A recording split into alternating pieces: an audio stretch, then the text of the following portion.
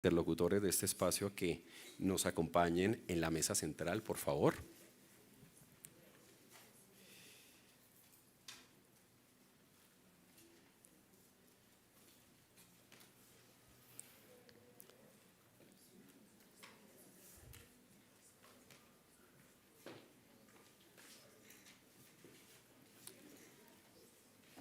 Bueno.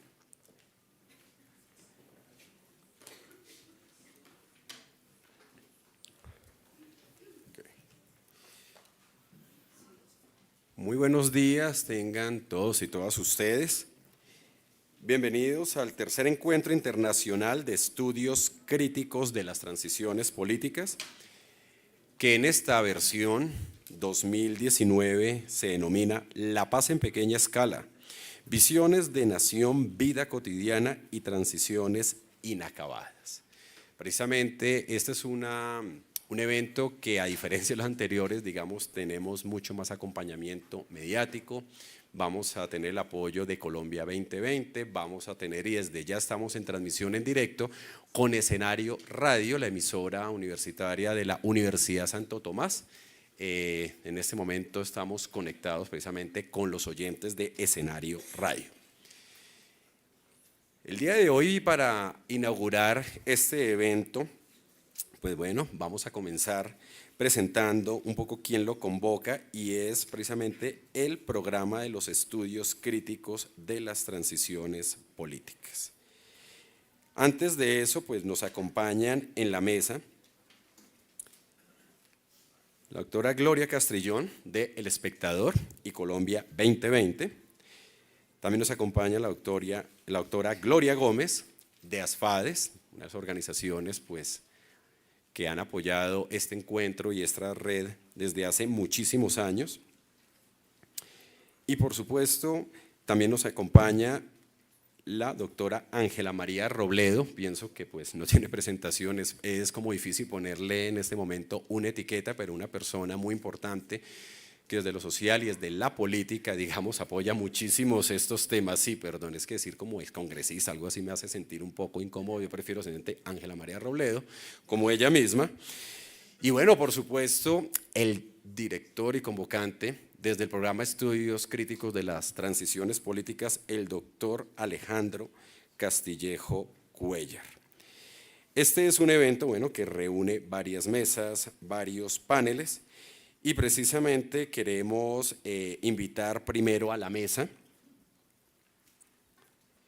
Disculpen, pero es que aquí la tecnología está fallando un poco en la carga de este documento. Y bueno, en este momento queremos darle la bienvenida a la doctora Gloria Castrillón, del Espectador y Colombia 2020, a quien invitamos para que por favor nos brinde unas palabras en esta inauguración, en esta presentación, para comenzar oficialmente nuestro evento.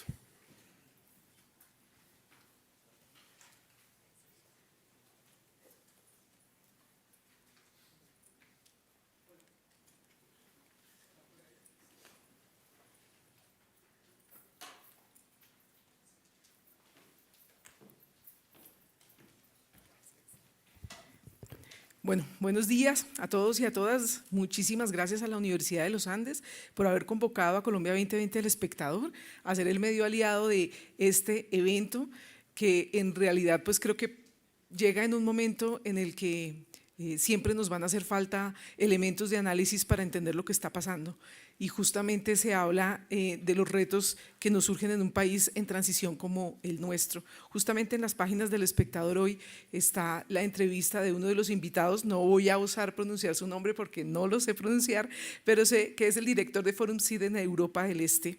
Y ahí habla, y quiero traer a colación lo que él nos expresa en esa entrevista, para empezar a conversar un poco sobre por qué es importante discutir estos temas. Y él hablaba allí de que las élites no están dispuestas a ceder el poder, y cuando las élites no están dispuestas a ceder el poder, pues atravesar la transición es mucho más complejo. Y creo que ese es un tema que Colombia ha estado viviendo no en esta transición, sino en las anteriores. Lastimosamente esta transición, como otras de otros procesos de negociación con grupos armados al margen de la ley que ha hecho el Estado colombiano, lastimosamente siempre han estado marcadas por la falta de credibilidad de la sociedad en el Estado, porque el Estado siempre incumple, porque el Estado firma, pacta, pero no cumple. Y eso hace que la transición, esta transición nuestra, como todas las anteriores, esté marcada por esa falta de credibilidad y por esa sensación de incertidumbre de que no sabemos qué va a pasar. Hoy tenemos una coyuntura con unos hombres, con este grupo de hombres del partido FARC que decidió rearmarse, salir en un video.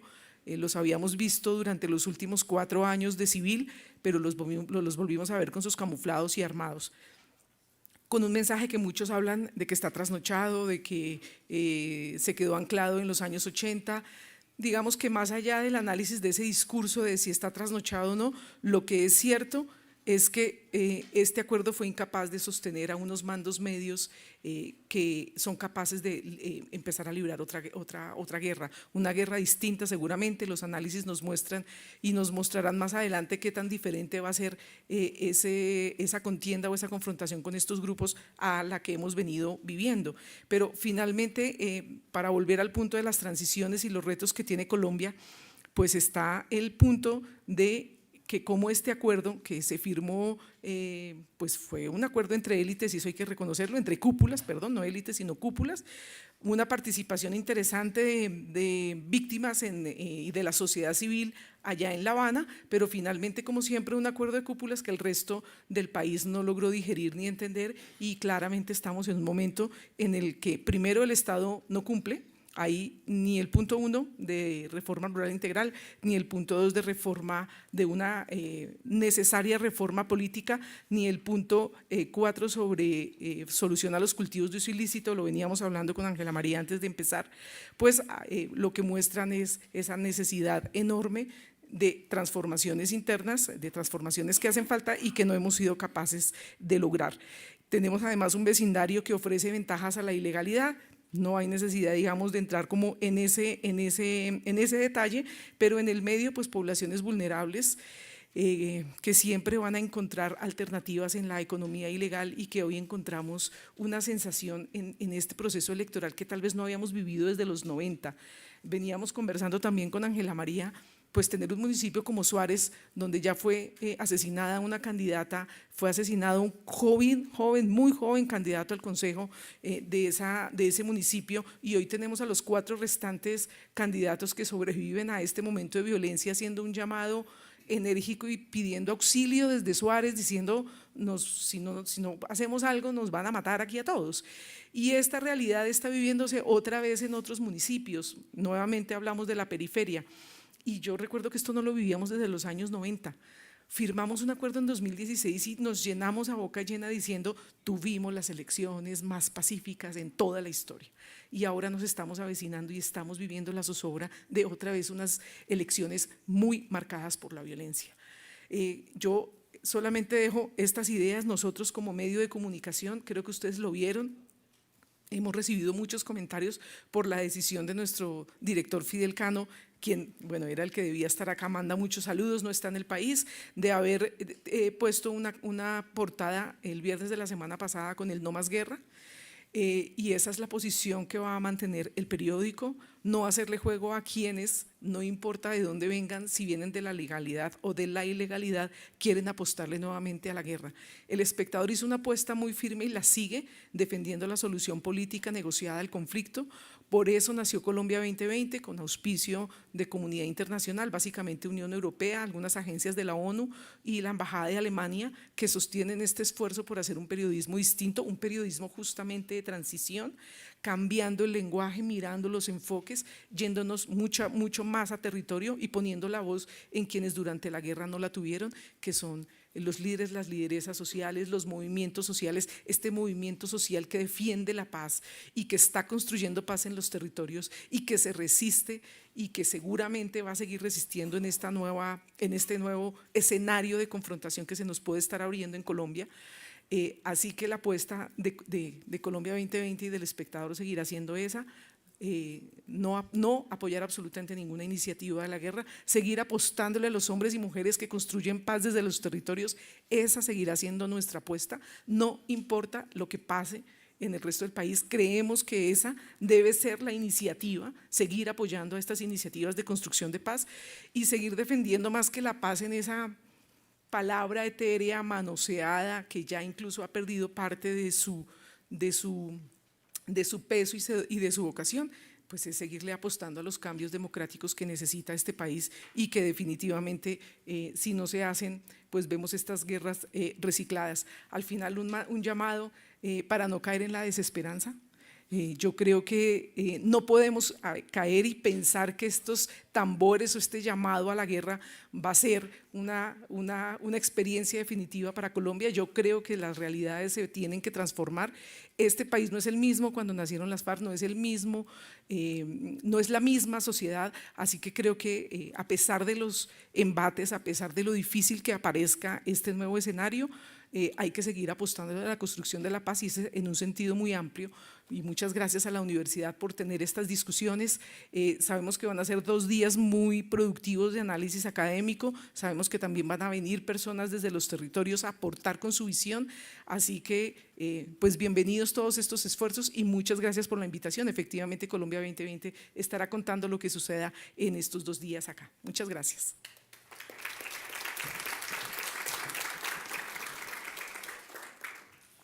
Precisamente cuando nos convocamos en este tipo de eventos, pues es cuando se materializan los nodos, las redes de alianzas, colaboraciones. Precisamente el programa de estudios críticos de las transiciones políticas es eso, una plataforma de investigación y de trabajo colectivo entre quienes, activistas, académicos, organizaciones sociales.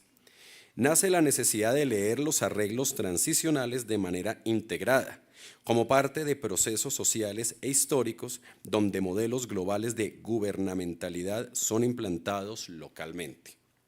No obstante, el hecho de haber impulsado en diferentes momentos de la historia reciente de América Latina la implantación de escenarios transicionales, es decir, escenarios donde leyes de unidad nacional, víctimas o reconciliación han sido aplicadas, asociados a conflictos armados internos, situaciones postdictatoriales, el programa estudia críticamente los fundamentos y los efectos de la aplicación de estas políticas, de sus burocracias establecidas, sus discursos, presupuestos fundacionales y sus prácticas institucionales.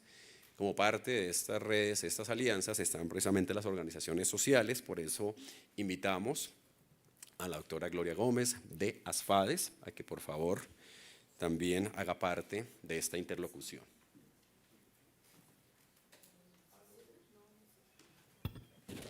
¿Aquí prefieres o si no solicitamos el otro micrófono? ¿Aquí está bien?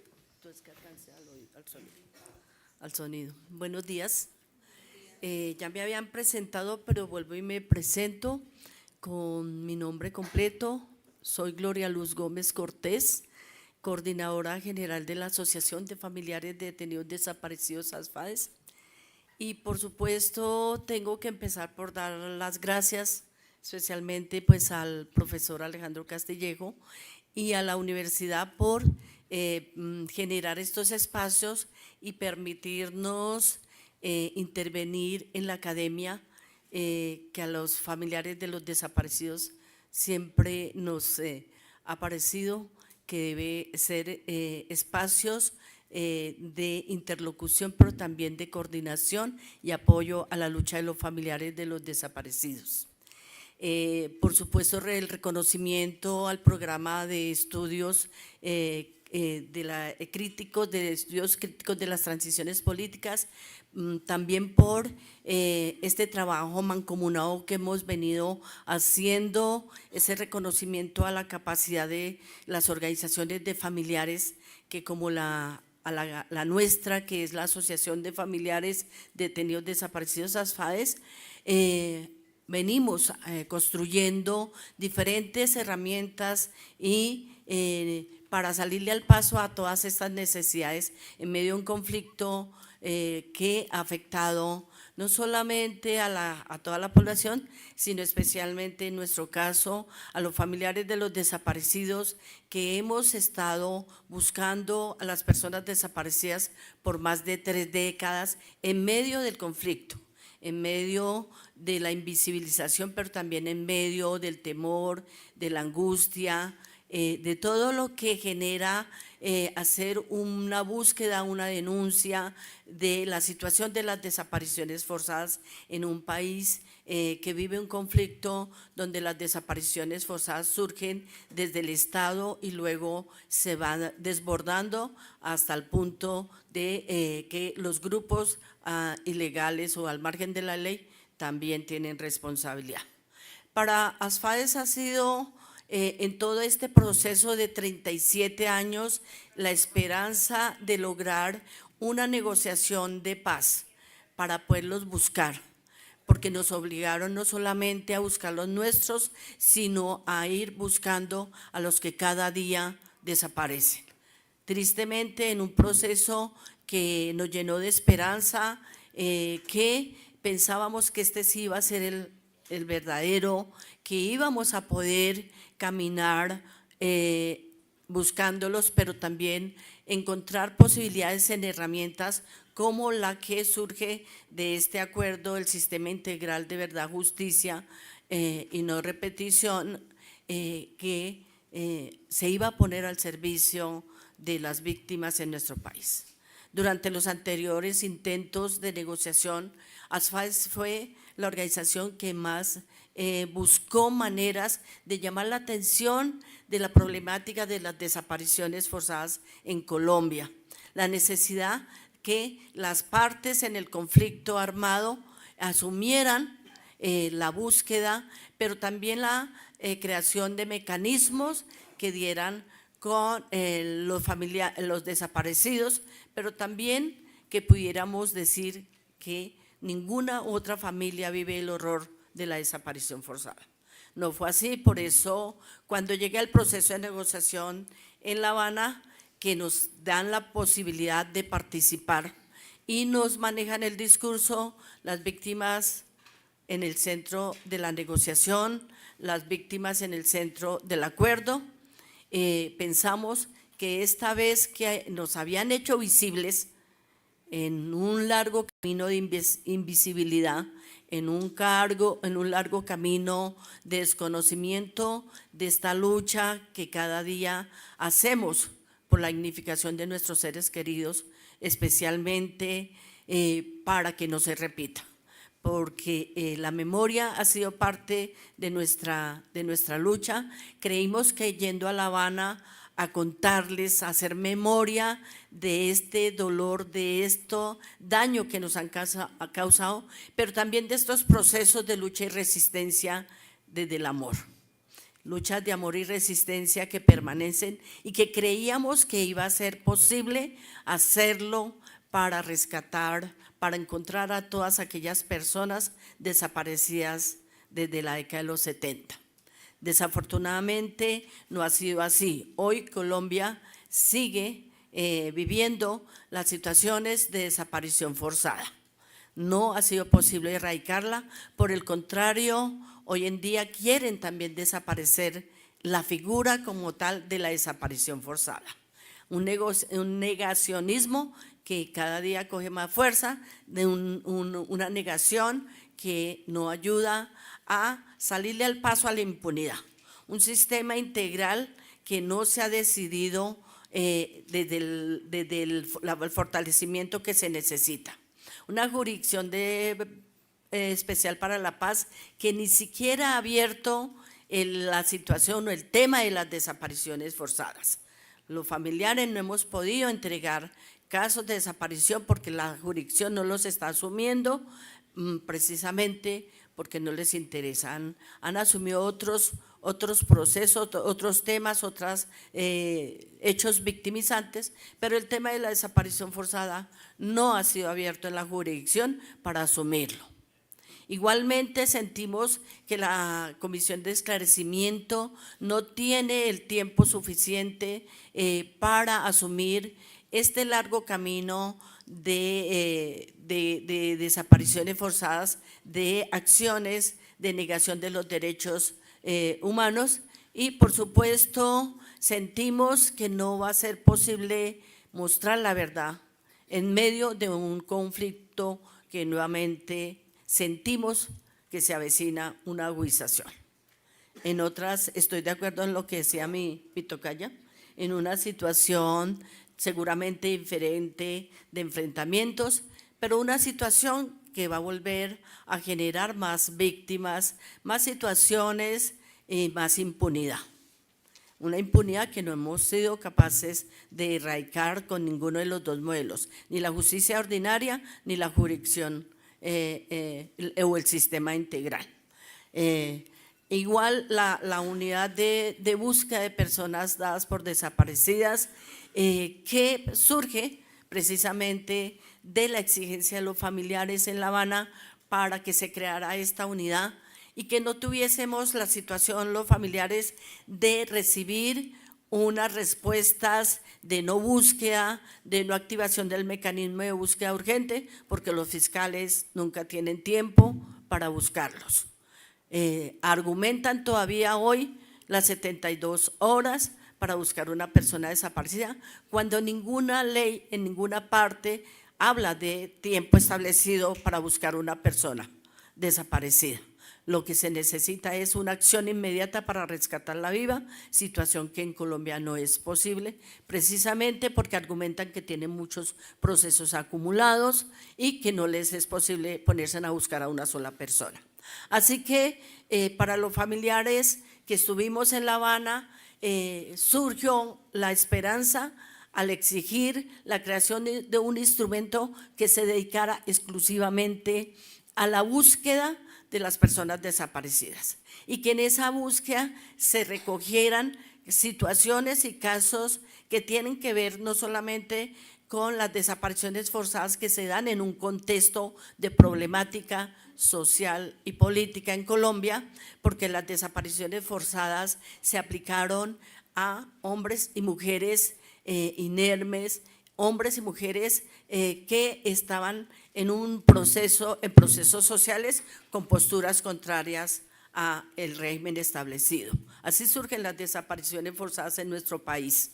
Así que esta propuesta que llevamos a La Habana y que fue una exigencia y que finalmente se recogió en la creación de la unidad de búsqueda de personas desaparecidas, que ha tenido varias dificultades, que todavía no arranca de todo a buscar a las personas desaparecidas, que tiene un carácter extrajudicial, que solo debe dedicarse a buscar a las personas desaparecidas, que también tiene un carácter humanitario que garantiza que la búsqueda y el hallazgo de los desaparecidos va a ayudar a mitigar el dolor de miles y miles de familias.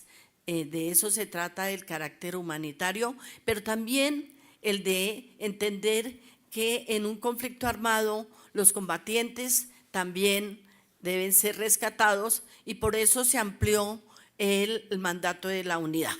Las personas dadas por desaparecidas tienen que ver con aquellos casos de personas combatientes cuyos cuerpos no han sido ubicados o no ha sido posible que sus familiares los reciban, pero también con personas secuestradas que murieron o quedaron en cautiverio, o personas que por otra circunstancia, víctimas del conflicto, sus familiares ni siquiera les ha sido posible denunciar o documentar para saber dónde están sus seres queridos. Así que esta esperanza que no acaba de fortalecerse porque no hay la suficiente voluntad política para reconocer que para las miles y miles de víctimas en este país el sistema integral es la esperanza. Aunque estemos desanimados, todavía no la hemos perdido. Sin embargo, creemos que aquí hay un factor que puede ayudar a salvar no solamente el sistema integral, sino el mismo acuerdo, y es el compromiso de una sociedad una sociedad que también merece la paz, pero construirla desde todas las esferas. La sociedad no puede seguir siendo indiferente a esta situación, especialmente hablo de las situaciones forzadas, de las desapariciones forzadas, pero también del mismo acuerdo, porque es que la sociedad no se ha comprometido totalmente con defender la construcción de la paz. La paz es un derecho, pero la paz es una construcción desde cada uno de nosotras y nosotros que vivimos el conflicto. Así que nuestro llamado siempre será que la sociedad y especialmente la academia tiene un papel y un rol que cumplir, y creo que el programa de estudios críticos de las transiciones políticas lo está cumpliendo en esos aportes, profesor, de verdad mi reconocimiento. Finalmente quiero decir que los familiares de los desaparecidos queremos la paz sin desaparecidos, pero queremos la paz con verdad. Gracias.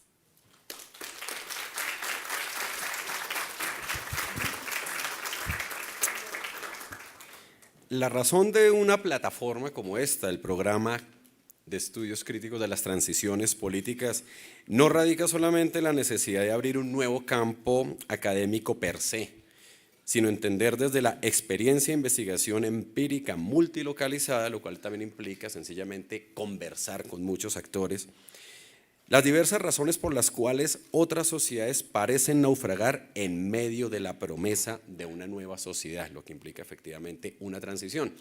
Hace ya una década un ex candidato presidencial fue interrogado, también fue ex candidato presidencial hace muy poco, y le preguntaron que por qué pasaba de la academia a la política, y pues dijo algo pues que sí es muy cierto, dijo pues si en la academia se debate, en la política es donde se toman decisiones, y precisamente una de las razones del PECT es poder establecer también diálogos con el sector político.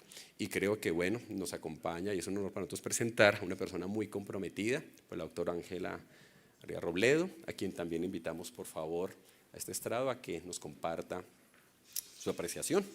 Bienvenida.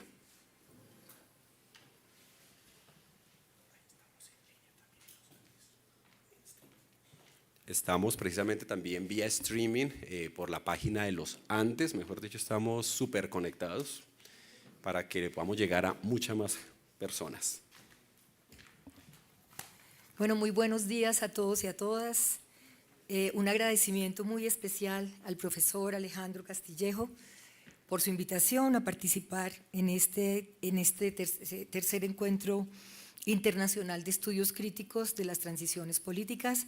Un saludo muy especial a Gloria Gómez de ASFADES, con quien hemos caminado, marchado, estado y exigido en las calles conocer la verdad sobre las desapariciones, a Gloria Castrillón de Colombia 2020, que ahora también en un cafecito que nos tomábamos les decía que qué maravilla que siga viva una propuesta dentro de un medio de tanta historia y tan significativo como es El Espectador. Y un saludo muy especial pues a la Universidad de los Andes que abre este espacio. Yo escribí un texto que de alguna manera recoge lo que ha sido la experiencia de mi vida como mujer de la academia, pero también como mujer de la política. Espero ceñirme al tiempo, como me dijo Alejandro. Son 5 consideraciones. Lo llamo mujeres, subjetividades éticas en resistencia pacífica. La guerra colombiana, una guerra de guerras. Colombia ha sido un país de guerras inconclusas, recurrentes, bien lo decían Gloria, las glorias que nos acompañan hoy. Guerras cuyos referentes están presentes en los recuerdos de muchos de nuestros antepasados, en sus historias, narrativas y hasta en sus temores más infantiles. Guerras que por más de 100 años han marcado la biografía de millones de personas en Colombia. Guerras pasadas y presentes cuyas marcas atraviesan de manera intergeneracional nuestros procesos de subjetivación, entendidos estos como las complejas configuraciones de experiencias de sí. Experiencias que escapan a prácticas y concepciones de un yo escindido entre el sujeto de la razón, el sujeto de la pasión y el sujeto relacional. Es nuestra relación con el otro la que confiere sentido a la existencia. Subjetividades atadas a la guerra, a la vida, a la resistencia, a la paz, que se expresan y se despliegan en acciones y narrativas individuales y colectivas y que tienen una enorme riqueza en lo local. La guerra colombiana ha desnudado y exacerbado nuestra condición de seres vulnerables, vengativos, rabiosos, pero han sido en especial las mujeres, víctimas del conflicto político y social, quienes en medio de esta guerra intestina y degradada han habitado la Colombia profunda de manera valerosa y resistente. Ellas han codividido el dolor. Codividido es una expresión de mi viejo Carlo Federici, que decía que era el que le daba la dimensión política al dolor en los momentos de la guerra. Allí han transformado sus dolores, muertes, desplazamientos, violencia sexual, desapariciones, en una lucha política inaplazable para alcanzar una paz esquiva y precaria como la que se ha logrado en los últimos años, mediante un acuerdo de paz que hoy enfrenta la amenaza del regreso a la guerra, una guerra que en Colombia parecería perpetua. Muchas mujeres hemos reconocido el carácter político de este conflicto y hemos entendido que lo que políticamente se ata, políticamente se desata. Por ello hemos decidido defender lo logrado y proteger la vida como mandato ético y estético, porque una paz negociada, y eso lo dijimos a lo largo de las mesas en tantos territorios de Colombia y lo escuchamos en especial de las voces de las víctimas, una paz negociada es éticamente superior a la victoria de vencedores y vencidos que parecería nos quieren ofrecer de nuevo. Una paz negociada se convierte en una oportunidad para acotar la guerra, para hacer realidad la premisa de Sun Tzu en el arte de la guerra, es decir, someter al enemigo sin luchar. Muchas mujeres de la Colombia profunda nos han demostrado con su vida y a través de sus testimonios que una paz negociada permite que afloren memorias democráticas, polifónicas, más allá de las memorias oficiales. Memorias donde emergen emociones que compiten contra el odio, la sed de venganza, la rabia humillada. La paz negociada, en palabras del profesor Iván Orozco, se convierte en un puente de oro que, además de ofrecerle a quienes negocian una salida decorosa, permiten acortar la guerra y ahorrarse con ello los costos de su prolongación indefinida y su degradación. No queremos más hijos para la guerra.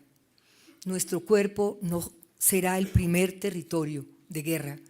Cuenten con nosotros para la vida, no para la guerra.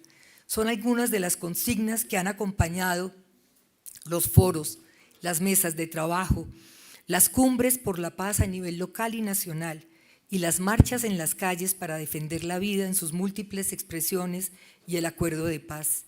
Hemos entendido las mujeres, muchas mujeres, que más allá de la guerra, nuestra lucha será por fortalecer la democracia y generar reales condiciones de igualdad y libertad.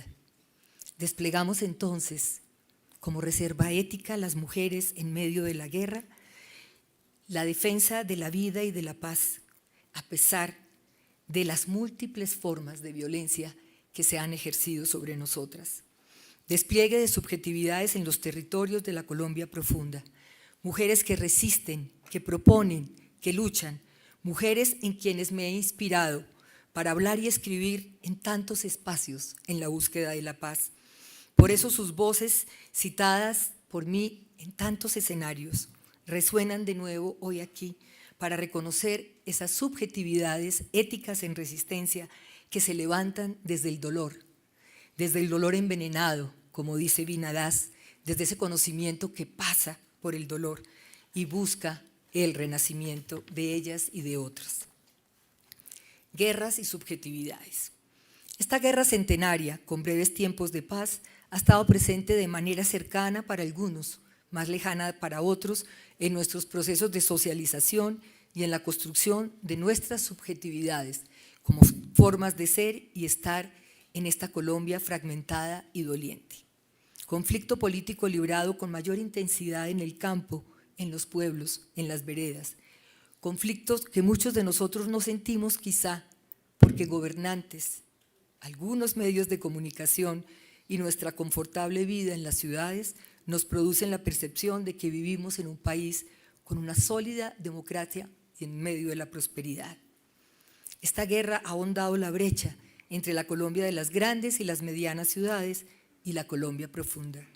Una guerra que en la última década se nos ha hecho creer que se libra solo contra un grupo guerrillero, una guerra fincada en el odio vindicativo, similar al odio que movió las guerras del siglo XIX.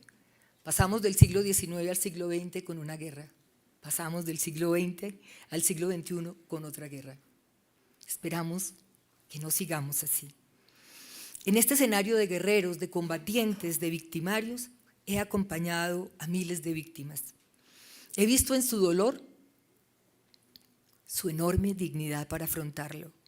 He escuchado miles de testimonios narrados una y otra vez, porque es en esa narrativa del testimonio donde los grupos de víctimas hacen sus catarsis individuales y colectivas. He estado presente para testimoniar su capacidad de sobrevivir, de resistir y de quienes han decidido también perdonar. Podemos reconocer en sus cuerpos las marcas de la guerra.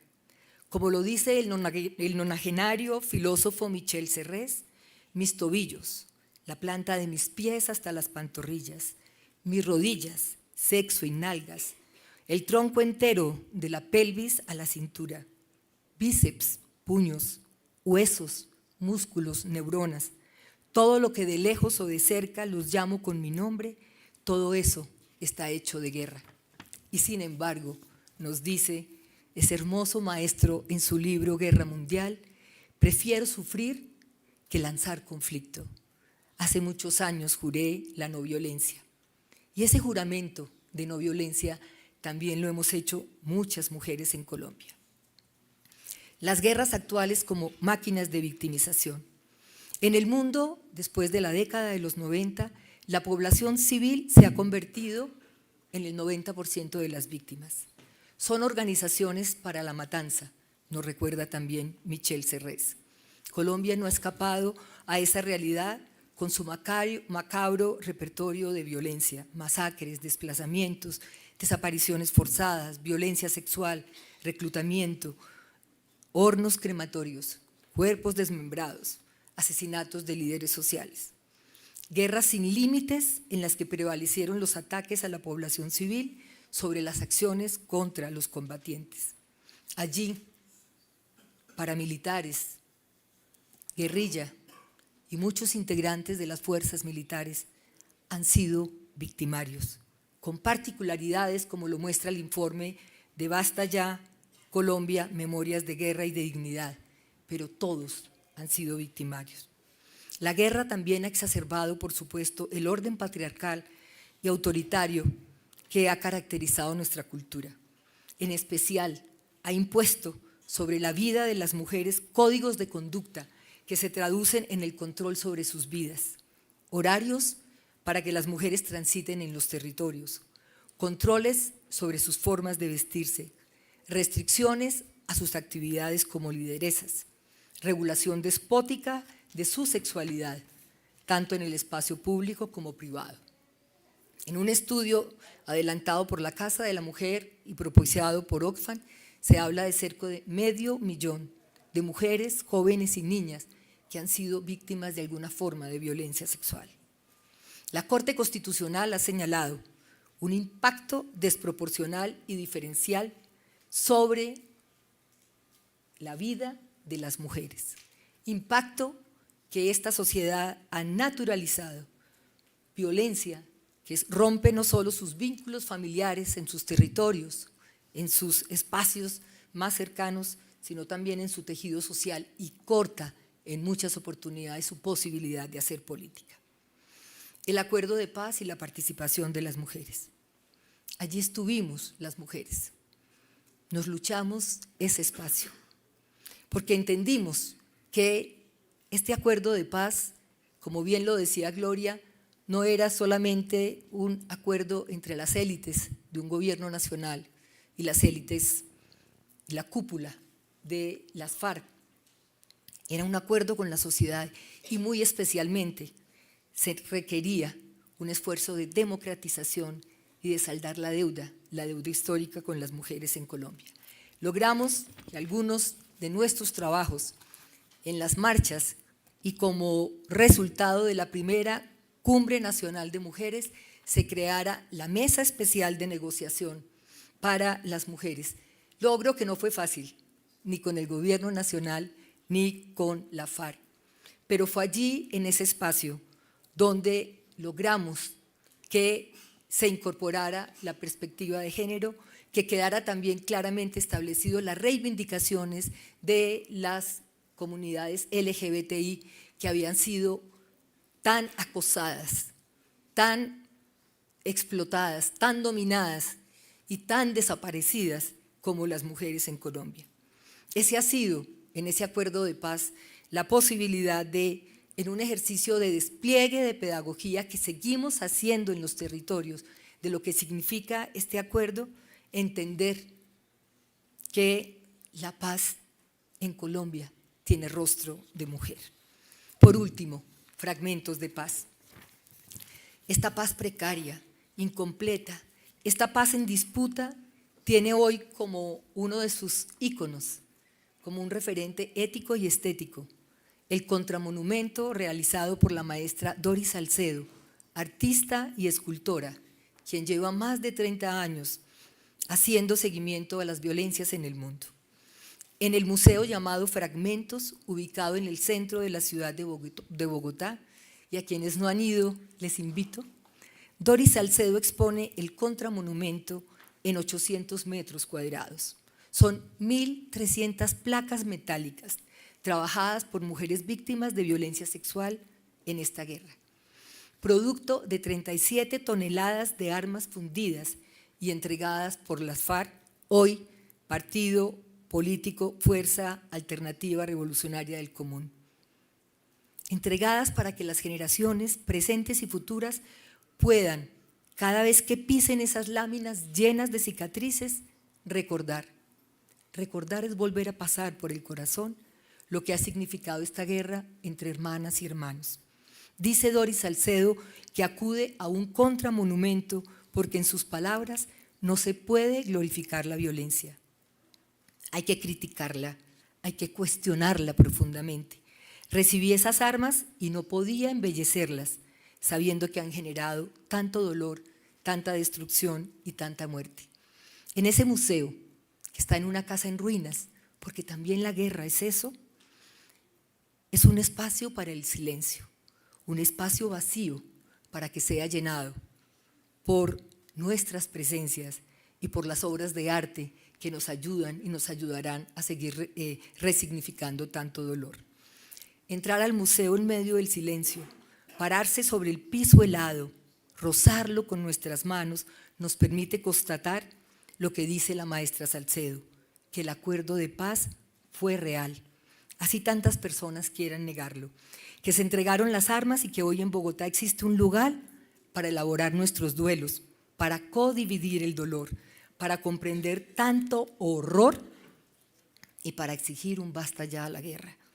En palabras de una de las mujeres de Buenos Aires, un municipio del Cauca, a quien conocí en un taller a principios del año, quien con sus compañeras del colectivo de Mujeres Trascendiendo tuvieron la oportunidad de venir a Bogotá y visitar el museo, una de ellas decía lo siguiente: este es el lugar de encuentro que conecta al país donde se vivió la guerra con estas grandes ciudades que parecerían a veces tan ajenas a ella. Y continúa, se dice todo sin palabras. Ahí, en ese espacio sentí que podía ser el duelo por mi ser querido. Fue un bello y conmovedor testimonio. Desde nuestras subjetividades, como lo hacemos con la guerra, resignificamos ese contramonumento y comprendemos que además de fragmentos de paz, tenemos fragmentos de memoria, de dolores, de anhelos. Promesas incumplidas en este débil gobierno de Iván Duque, acorralado por las fuerzas que llaman de nuevo a la barbarie, en la voz de Álvaro Uribe, y los guerrilleros, quienes de nuevo con Iván Márquez invitan a continuar la macabra fiesta de la guerra, como la llama Stanislao Zuleta. A la guerra se va como a una fiesta. En nuestro país la violencia no solo se materializa en la guerra, pasa por múltiples formas, como ser uno de los países más desiguales del mundo, con instituciones cooptadas por la corrupción y con una justicia que muchas veces solo beneficia a los poderosos con un sello de impunidad. Para las mujeres estas condiciones se ven agravadas por el continuum de violencias que inician en casa, en cama, en los centros educativos y laborales. Sin embargo, hemos renunciado a la violencia como mecanismo para responder a tanta ignominia. Es inaplazable trabajar por un etos común que articule una crítica política de la guerra, pero también de las distintas formas que toma la violencia. Nos lo dice en una muy interesante entrevista en Barcelona la profesora Judy Butler. Ante las pretensiones de instaurar de nuevo el horror como forma de gubernamentalidad, como lo dice el profesor Alejandro Castillejo en su artículo del abogado del sombrero, los caminos hacia las transiciones se mueven, nos recuerda Alejandro, entre la vida y la muerte, entre la tensión de la institucionalidad, que en muchas oportunidades toma una perspectiva tecnopolítica que buscará domesticar la verdad, las memorias y el reconocimiento, y la tensión del pleno reconocimiento del dolor del otro. Y es en medio de estas tensiones donde las prácticas de resistencia de muchas mujeres en Colombia, prácticas que nacen de nuestras entrañas, han estado del lado del reconocimiento de esa otredad en el dolor. Y ha sido en esa sigilosa rebeldía contra la institucionalidad, muchas veces indiferente y lenta, donde estamos exigiendo, como lo decía Gloria Gómez, la verdad y el derecho a vivir en paz. Esta paz fragmentada se mueve, como lo he dicho, entre la vida y la muerte. Son tonos de gris, entre la indignación y la dignidad. Y allí estamos las mujeres que hemos decidido optar por la vida, optar por la defensa de la paz, en cualquier resquicio de nuestro país, en los territorios de la Colombia profunda, donde conocemos, y seguramente en estos días se van a profundizar, no solo las experiencias nacionales, sino internacionales, lo que significa la paz a pequeña escala, que por ser local y por ser pequeña escala no significa que sea banal, no significa que en esos resquicios de lo que se mueven los fragmentos de paz emerjan esas transiciones inacabadas, como va a ser el espacio de reflexión, pero de todas maneras, con los dos mensajes de estas dos mujeres, de Gloria Castrillón y de Gloria Gómez, al que me uno, donde hay esperanza.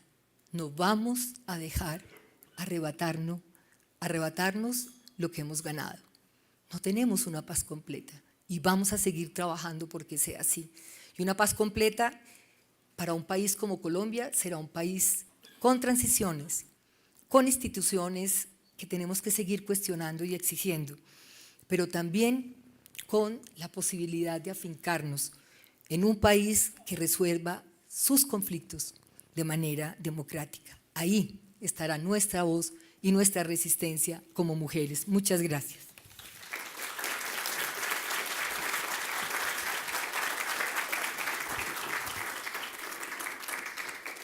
Bueno, y terminamos esta mesa inaugural con las palabras del doctor Alejandro Castillejo Cuéllar, profesor del Departamento de Antropología de aquí de la Universidad de los Andes, coordinador, líder del programa de los estudios críticos de las transiciones políticas. Alejandro, bienvenido. Buenos días a todos. Primero que todo agradecerles la madrugada. Es un milagro poder uno abrir un evento de estos tan temprano y con un público tan importante. Yo también traje un texto que voy a leer, Ángela, muchas gracias por la cita. De hecho son pedazos de ese texto y siempre tengo el infortunio de ser el realista con los pies en las tierras en todos estos temas, así que de antemano me disculpo por lo que tengo aquí escrito, pero voy a leer, igual es lo que pienso. Primero que todo, bienvenidos al programa de estudios críticos de las transiciones y su primer encuentro, cuyo título es La paz en pequeña escala, visiones de nación, vida cotidiana y transiciones inacabadas. Primero que todo, quiero agradecer a la Universidad de los Andes, a Gloria Gómez, la directora de la Asociación de Familiares de Detenidos Desaparecidos, una vieja amiga, Ana María Robledo y Gloria Castrillón, directora del Espectador 2020. Obviamente quiero también agradecerles el apoyo a la Facultad de Ciencias Sociales, al Departamento de Antropología, al igual que al grupo de colegas de diversos lugares del mundo que han venido hasta acá para compartir sus inquietudes, al grupo de universidades convocantes, al Comité Asesor Internacional, los apoyos de diverso orden de las universidades de Leeds, de Tijuana, de Chile, el Consejo de Artes y Humanidades de Inglaterra, Forum CID de Suecia, la Fundación para la Libertad de Prensa, la Jurisdicción Especial de Paz, la Asociación Colombiana de Antropología, al artista Claudia Gaitán por su arte en nuestra portada, a las organizaciones sociales y campesinas presentes y a los muchos amigos y colegas con quienes hemos hablado sobre lo inimaginable, sobre lo posible y sobre lo realizable de eso que llamamos transiciones a la paz. Finalmente, de manera muy especial al grupo organizador del programa, en particular nuestra coordinadora logística, Juanita Franqui, y a mi hijo Felipe, escondido por ahí entre el público ahora, y sobre todo al grupo de más de 40 estudiantes de los pregrados de la universidad que han voluntariado su tiempo como asistentes de traducción, relatores de paneles, diseñadores, divulgadores en medios y una gran cantidad de actividades y labores sin las cuales esto no se hubiera podido realizar. Me conmueve profundamente eso, de hecho. El texto se podría llamar Desnudando las transiciones. Una crítica al discurso y a las prácticas asociadas a las transiciones y a su imaginario de la ruptura tendría que comenzar reconociendo que en el contexto del mundo contemporáneo estamos abocados a coexistir con múltiples formas de violencia y diversos modos de habitar la academia. Para ponerlo en otras palabras, pareciera que asistimos a un momento donde el terror como forma de gubernamentalidad, y aquí pienso en la metástasis que recorre medio continente desde los botaderos de Buenaventura en Colombia hasta los vertederos de Tamaulipas en México, coexiste con diversos modos institucionalizados de administración del dolor colectivo a través de leyes de víctimas, programas de reparación del daño y comisiones de verdad incrustadas, por cierto, en democracias neoliberales. En este sentido, con esto como telón de fondo, quisiera plantear que la labor de la crítica puede girar en torno a las relaciones sociales que emergen en lo que llamo escenarios transicionales, es decir, la serie de espacios sociales y sus dispositivos legales, geográficos, productivos, imaginarios, que se gestan como producto de la aplicación de leyes de unidad nacional y reconciliación. Estos escenarios, entre comillas, se caracterizan por una serie de ensambles de prácticas institucionales, conocimientos expertos y discursos globales que se entrecruzan en un contexto histórico concreto con el objeto de enfrentar graves violaciones a los derechos humanos y otras modalidades de violencia. En otras palabras, son las socialidades o las relaciones sociales que emergen del encuentro entre la vida diaria y los conceptos y procedimientos que constituyen eso que llamamos transición. Quiero entonces proponer una lectura particular de estas relaciones sociales, la idea de una justicia transicional, un término que a mi modo de ver es altamente codificado, y la compleja red de mecanismos legales y extralegales responsables de ocuparse de las causas y los efectos de graves violaciones está basada en al menos dos presupuestos básicos. Por un lado, está fundada en lo que yo llamo la promesa salvífica o el prospecto de una nueva sociedad imaginada. La propaganda institucional en Colombia, Todos por una nueva nación, fue evidente en este sentido.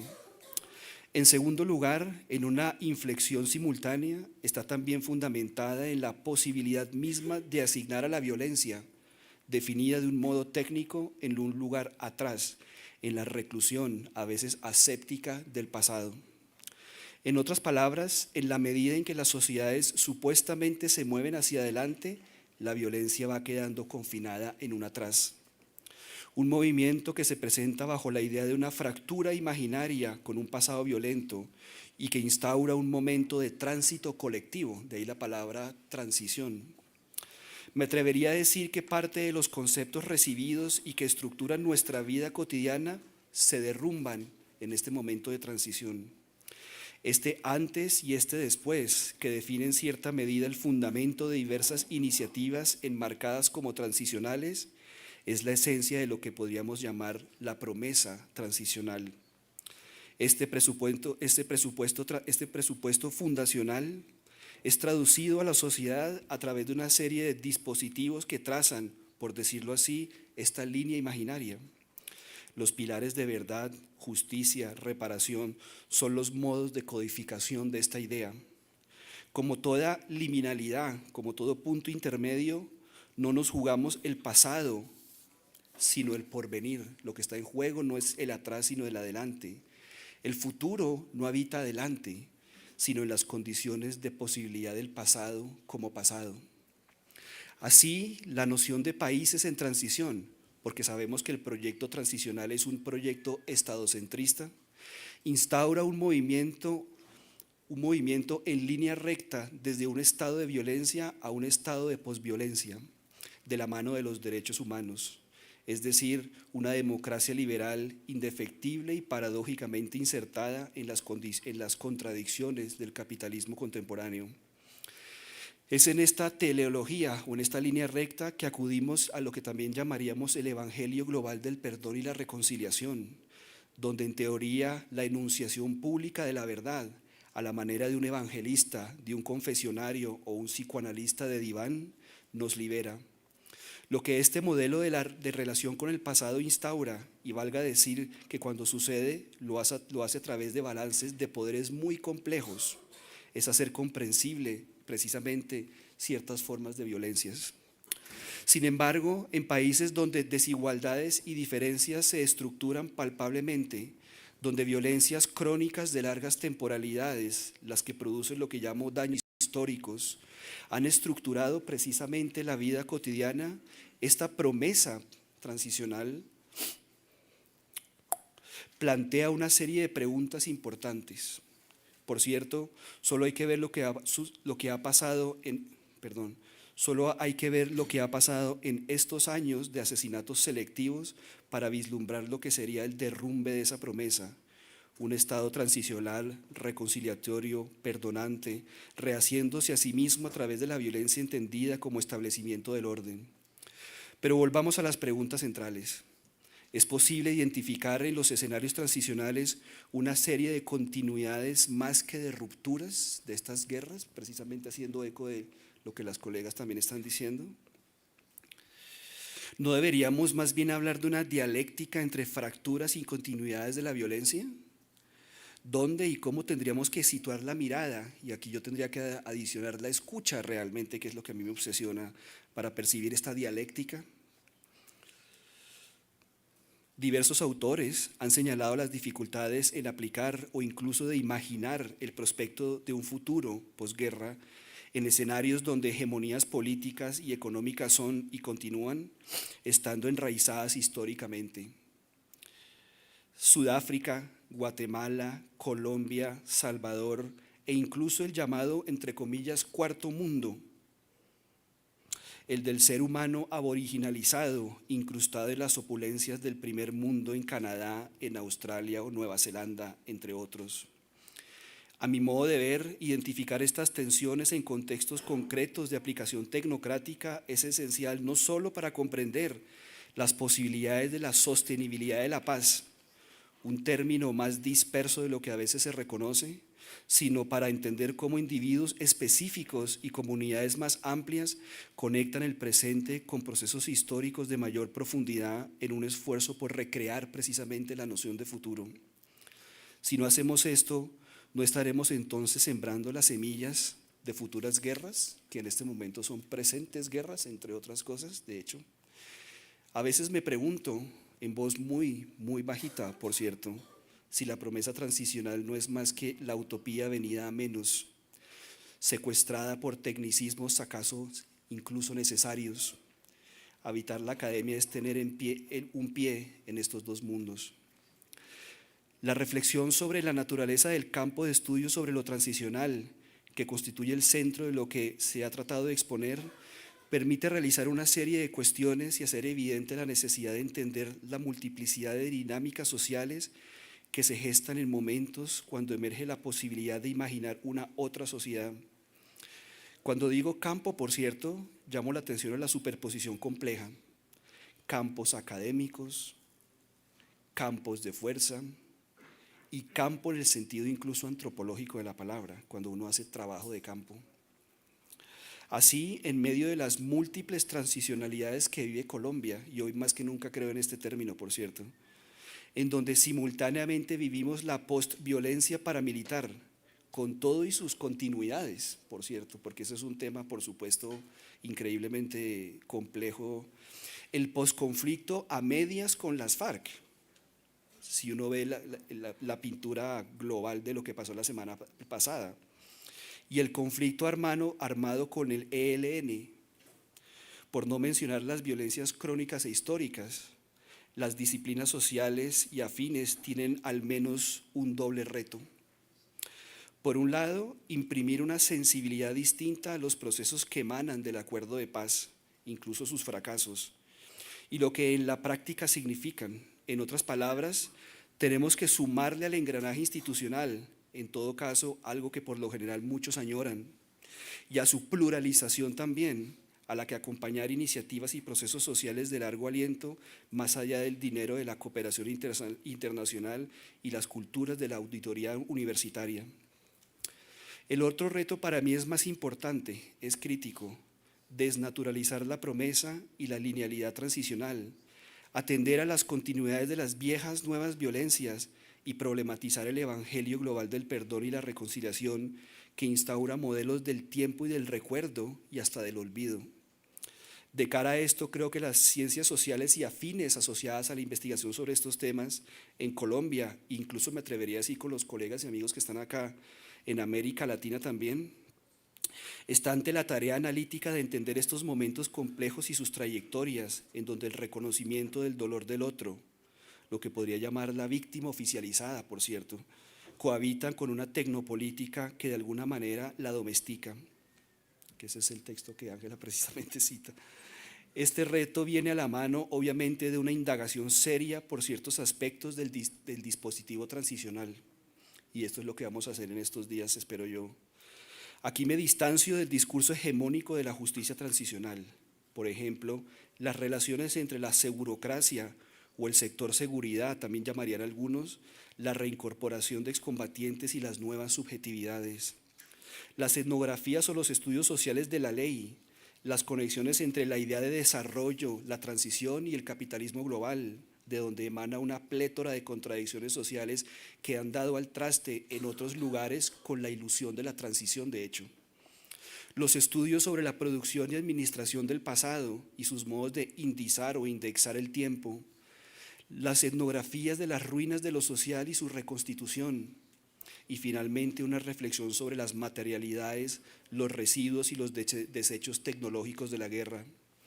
En pocas palabras, atención al dispositivo transicional y sus modos globales de circulación de teorías, conceptos, prácticas asociadas y expertos. Termino pues con una reflexión sobre la relación entre lo político y lo sensible. Creo que situarse en esta tensión entre fracturas y continuidades de violencias requiere de una cierta integralidad como parte de nuestras formas de hacer y habitar la academia y entender la geopolítica también, del oficio artesanal incluso de hacerlo. Lo digo sin querer herir susceptibilidades, porque de alguna manera todos lo hacemos. En general, pero sobre todo en la interinidad de la transición, el trabajo intelectual implica, a mi modo de ver, saber escuchar, por autoevidente que esto suene.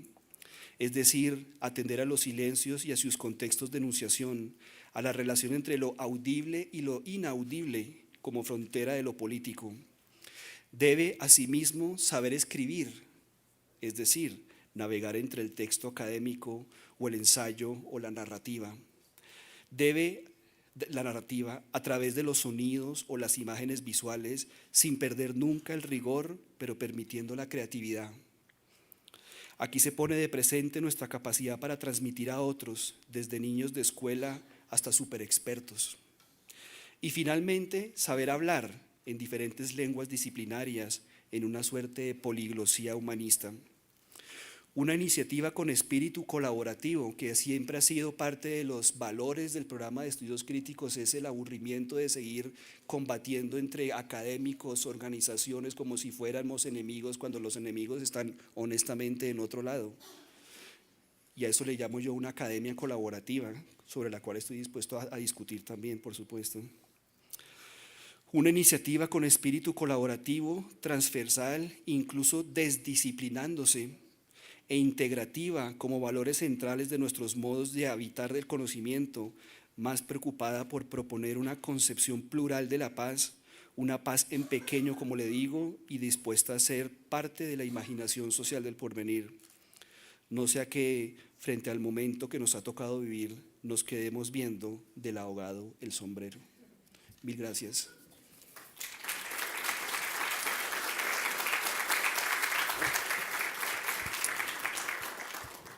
Si ustedes ingresan por la página de la Universidad de los Andes y buscan el vínculo de noticias, ahí vía streaming van a poder, digamos, hacerle seguimiento a diferentes eventos académicos.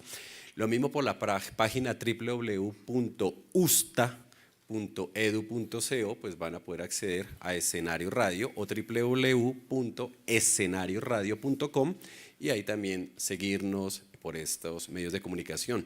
También nos están reportando, bueno, ya sintonía, producción por redes sociales por parte de Colombia 2020, vía Twitter, entonces estamos puramente conectados para que esto le llegue a mucha más gente. Bueno, le estamos dando cierre a esta inauguración, invitándolos. Tenemos hoy 8 mesas, ahorita de 10 a 12 y de 2 a 4 de la tarde, se reparten entre el Mario Lacerna, que es este edificio, el W y el hemiciclo, al cual les pueden acceder o por el ingreso lateral, frontal por el que ingresaron, valga la redundancia, o por el 5º piso hay un puente que los conecta del Mario Lacerna al W. Por ahí también se pueden conectar a esas diferentes aulas. Y por supuesto contamos con un grupo logístico, apoyo estudiantil, que están dispuestos a brindarles cualquier información. Y aquí en el Mario Lacerna los esperamos a las 4 de la tarde, máximo arrancamos 4:15 con el primer panel, precisamente donde vamos a tener invitados de Guatemala, México, Colombia y Chile, en lo que pues, se va a denominar las administraciones del pasado en América Latina, moderado por el profesor Alejandro Castillejo. Muchas gracias, apenas para un café y los esperamos en las diferentes mesas. Bienvenidos y bienvenidas.